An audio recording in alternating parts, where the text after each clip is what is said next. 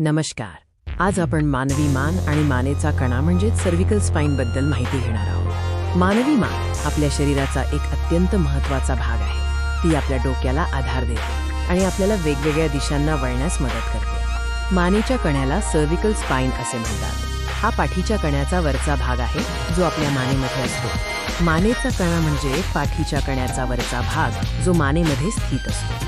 हा कणा 7 हाडांनी बनलेला असतो ज्यांना मणके वर्टेब्रे म्हणतात आणि त्यांना C1 ते C7 असे क्रमांक दिलेले आहेत. C1 ते C7 चे मणके एका पाठोपाठ दिसतात. मानेच्या कण्याचे मुख्य कार्य म्हणजे आपल्या डोक्याला आधार देणे आणि दैनंदिन हालचालींमध्ये ते स्थिर ठेवणे. मानेचा कणा डोक्याचे वजन पेलतो आणि आपण काम करत असताना किंवा चालत असताना ते स्थिर ठेवतो. मानेच्या कण्याची लवचिकता आपल्याला आपले डोके डावीकडे उजवीकडे वर आणि खाली वळवण्यास मदत करते. हे सर्व या कण्याच्या लवचिकतेमुळे शक्य होते.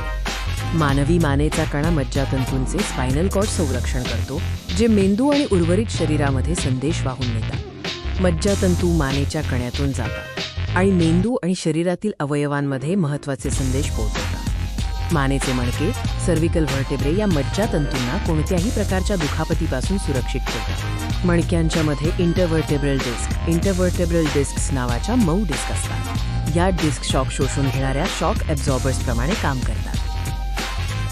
या डिस्क मानेवरील दाब कमी करतात आणि मानेला सहज आणि लवचिकपणे हालचाल करण्यास मदत करतात. चुकीचे आसन विशेषतः बराच वेळ मोबाईल फोनमध्ये खाली बघत राहणे आपल्या मानेवर आणि मानेच्या कण्यावर अतिरिक्त ताण आणू शकते.